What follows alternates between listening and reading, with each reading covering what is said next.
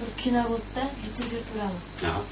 Сонда айтылады, егер маған сенген адамдар дейді, олар өздерін өртеген кезде, адам өзін өлтірген кезде күйіп кетпейді, ауырмайды, өзің бірақ өлесің дейді. Бірақ ауырмайсың деп ше. Ол өтірік, олар өздерін өртеген іс жазғанда сұмдық, сөзген кейбір тірі қалғандары, сөзген неге ажабой центрге жатқанда ешаралар шырылдап, мені құтқарыңдар дейді.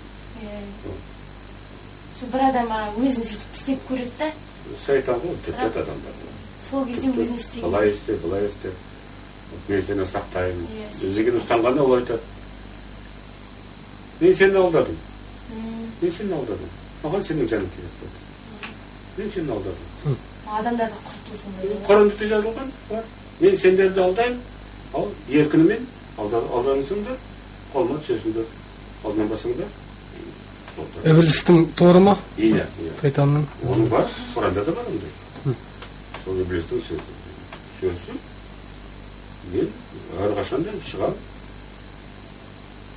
Ұстауға сендердің жандарыңды. Ұсталсаң да, ұсталдың, ұсталмасаң да. Ол қазір бір жерде жүр, Жүр. Ол адам, Адам. Ол қазір адам. Енді үлкен шайқастан кейін енді қазір рухани шайқас жерге кірді ғой. Рухани шайқасты атқару үшін ол қазір жер дүниеде жүр. Ол кедей ме әлде? Жоқ. Ол кедей емес. Иблис кедей болуға ешқандай шамасы жоқ оның. Кедей болған Мұхаммед пайғамбар кедей болды. Оның артынан қалған дүние, бір дүниесі бір сандыққа сыйған екен. Сонда бір дүниесі қалған төсек орны, ыдыс аяқ болды. Бір тиын ақша қалған жоқ одан. Bir altın ыдыс, не бір несі. Жай киім киетін, жай төсекте жататын, жай тамақ жейтін. Бәр біздің атамыз Ахмет Яссауи, оның кигені суф деген плащ.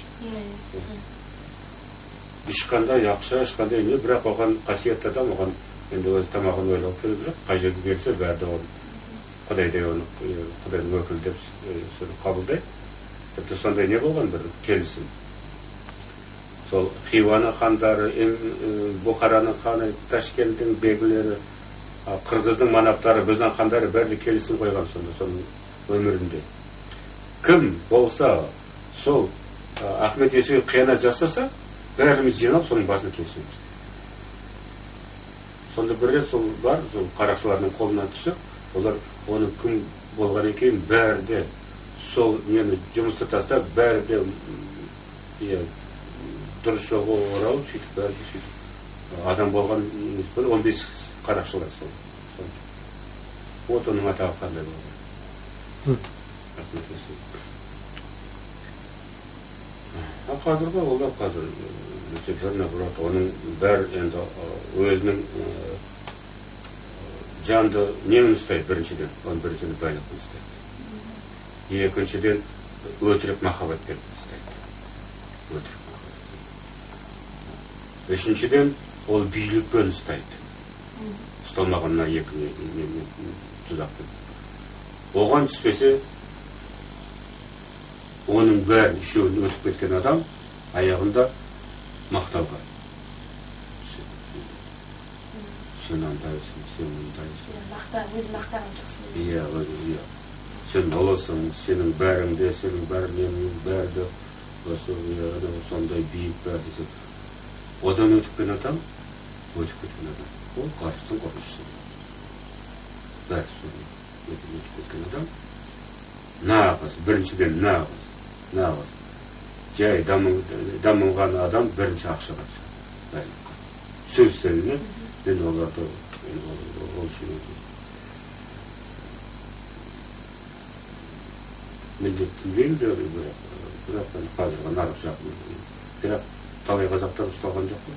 Жоқ, өз еңбегімен, өздерімен ақшасын тауып, досын сатпай, ұлтын сатпай, әке-шешесін сатпай, кәрілердің үйіне өткізбей, сөйтіп жүр, іштен кемес. Талай қазақтар. Екіншіден ол өтірік махаббат. Нағызбен ол жастарға әсіресе. Жас кезінде бала қызға әсіресе олға еркек адамдарға ол өте қиын. өзінің ұмтылысын, тәннің ұмтылысын ол махаббат деп санайды. Ол махаббат емес екен. Махаббат ол өмірмен жағаланады қандай екен. Көбісі жау семья құру. Семья құру, ол аяғында махаббат болады екен. Бала не болғанда сонда махаббат ұшады екен. Ал ол өтірік махаббат, өтірік махаббаттың бір шеті жезөкшелік қазір. Олар да айтады, біз махаббаттың жұмыскеріміз дейді. Иә, сонда жұмыскерлік өте қиын. Әсіресе мынау деңгейге кеткен, адасушы деген деңгейге. Осы үйде талай балалар болды ғой. Анау қазір, анау бірінші, анау 161-ші мектепті гимназияның оқушылары осы үйде.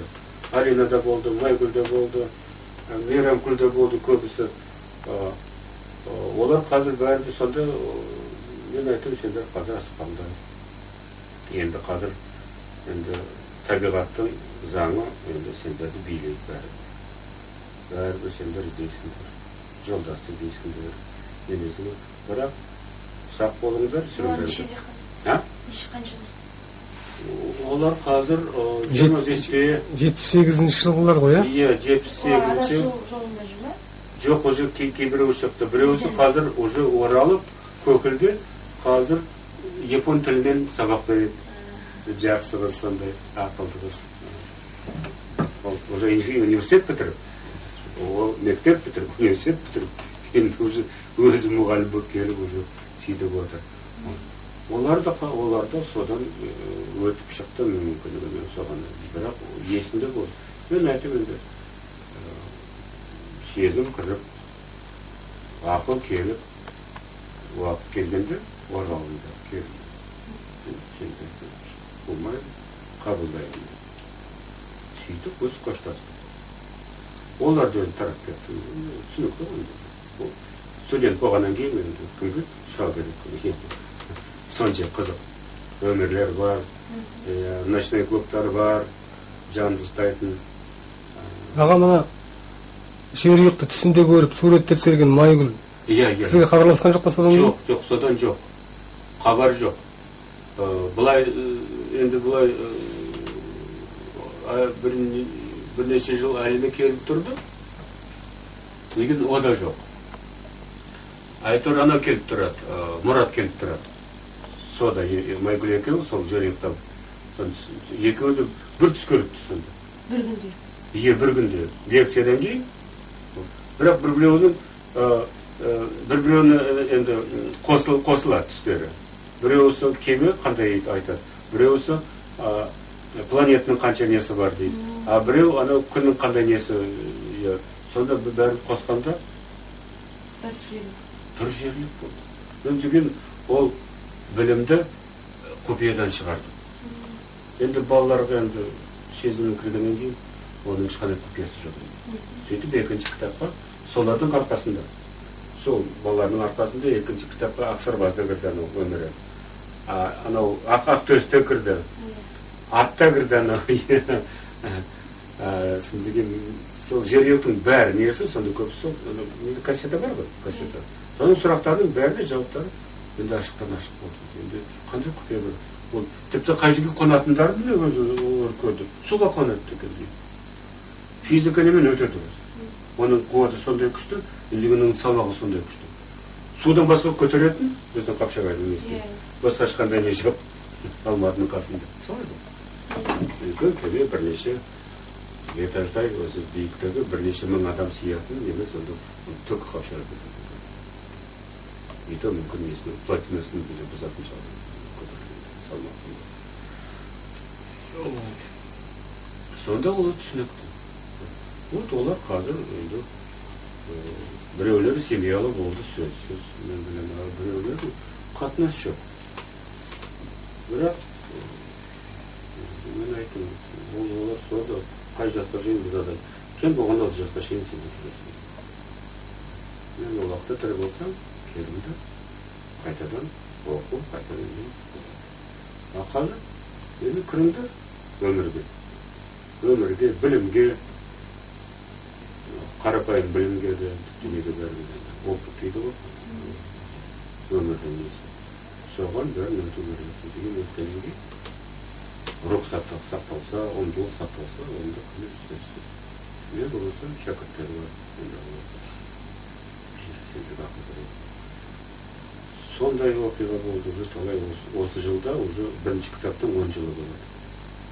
Осы жылда 10 жыл болды. Бірінші кітапты шыққан 10 жыл. Осы мына қазір бізге берген ақсарбаз, е? Кішкентай ақсарбаз. Кішкентай. Екінші ақсарбазға 6 жыл болады. Осы жылда. Мен осы алдында сізге барар анда түс көрдім да. Сіздің үйде мынандай ағайлар жүр да, үлкен. Көп достарыңыз екен деп ойлаймын. Достар бар екен. Достарыңыз деп ойлаймын екен.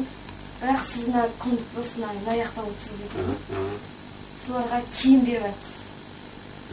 Киімдеріңізді беріп бәрін үйлестіріп жатсыз. Қарап тұрдым да, бірақ сөйтіп қарап тұрсам бәрі үй деген не екенін де, бәріңіз қуаныш па, бір ұшу бәрі. Оянып кеттіңіз. Жақсы.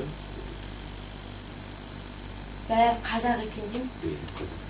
Мүмкін бұл қасиет болар. Ол қасиет. Киім тарату ол қасиет қой. Қасиет. Киім таратқан біріншіден өлім адам киім таратады. Тірі адам болса ол хан киімін таратады. Киімін, дүниесін бәрін сайланғанда бір жіп қалмайды оның есіне. Кейін алған жібін дүниесіне деген. Сондай. Мен ойладым, ардыға келген ардақтар шығар. Ардақтар келеді қазір. Балалар қазір тіпті сондай дамыған балалар қазір шығып жатыр. Мен уже таңғалмаймын олар. Біреуісі кеше бір кішкентай бала өлең шығарады. Мен анау Мұқағалидың несінің жалғасымын дейді. 6 жасар бала. Кеше рахаттан көрсетті 1 сағаттай. 1 сағат сонда ер адамның несін дейді. Сезімі, ер адамның сезімі өте биік поэзия, өте биік. Тақпағы ме? Ол өмірінде ол бір ақын болған. Иә, не мағжан, не бірақ өзінің несі іші мағжан ұқсайды. Оның несі поэзиясы. Мағжан ұқсайды. Бірақ 6 жастағы бала ешқандай мектепте де бітірген жоқ. Университетте сөзі жоқ. Жүктер поэзия. Ол өлеңі батпаймын, бірақ кейбір қазіргі біздің поэттер оған үйренуге де шамасын алады. Жарқырап жүрген, өздерін жарқырап. Бұрынғы өмірінде сондай ақын болдыңыз, осы өмірінде тағы сондай ақын бола ма, әлде басқа ненде дамыта ма? Оны бәрін бітірсе, ақын жолын, Лермонтов сияқты. Деген келесі өмірінде біз басқа басқа. Ол сонда қарсы құрылысшы болуы мүмкін. Олы математик, деген олы суретші болуы мүмкін. Бәрі енді анау сияқты ғой, анау гауһартас сияқты. Бір шеті емес, 100 шеті болу керек. Сонда бәрі не шеттері біткенде, сонда ол гауһартас болады. Бір шеті бітпесе, жарық шықпайды. Гауһартастан. Бәрі біткенде, сонда. Бәрі қырланып біткенде, е? Бәрі қырланып біткенде, сонда гауһартас болады. Аға, сонда ақындықтың шыңы бұл рухани ақындық қой, е? Иә. Лермонтовтың өлеңдері негізінен пайғамбарлық нелерге жақын ғой. Рухани өлеңдері мықты. Мықты, иә. Одан да биік ол музыка өнері, ол уже ментал дүниесін. Біз мына орыс әдебиетінен оқыдық, сіздің кітабыңыздан «Хожу один на дорогу» деген бар. Сол мына өлең, сіздің кітабыңызда бар, Лермонтовтың жазған. Біз оны мынандай полностью оқып жаттап шығамыз. Бұл сонда астрал дүниесінен алынған. Иә. Формасы бар. Формасы. Ментал дүниеде уже форма жоқ. Бізге оған тілмәш керек жоқ. Музыканың сөзі бәрін. Аға, ол сөз сол бағанағы өлең, Лермонтовтың сіздің бұрынғы өміріңізден қалған не ме? Иә. Сіз оны білмейсіз, бірақ өзіңіздің есіңізде қалған. Есте қалған жоқ. Сонда талай сөздер, қылықтар, жақсы да, жаман қылықтар да сол бұрынғы өмірден қалған қылықтар. тіпті ақсаңдаған қылық. Бұны неден қалғаны ек. Күнге шейін кейбір уақытта аяғымсыз да бақсаңдаймын. Сонда оңай қапсаңдаймын. Бәрі сау, мінекей, бәрі сау. Сау, бәрі ешқандай жара жоқ. Тамыр ауырады, тамыр жоқ жер. Жақып ана неменен періштемен күрескенде бір тамырын өзі жіберді дейтін. Өзі жіберді, сол жақтағы тамыр. Сол себептен еврейлер малдың сол тамырын кесіп алады. Ауызға тимесін деп, үй сорпаға тимесін деп. Кесіп алған соң иттерді тастамайды. Кеп тұрып, сөйтіп сақтап қояды. Қазақтарда жамбасты қасиет санайтын ырымдар. Иә, сол да. Бірінші жамбас, баспен бірге береді жамбас. Иә, жамбас.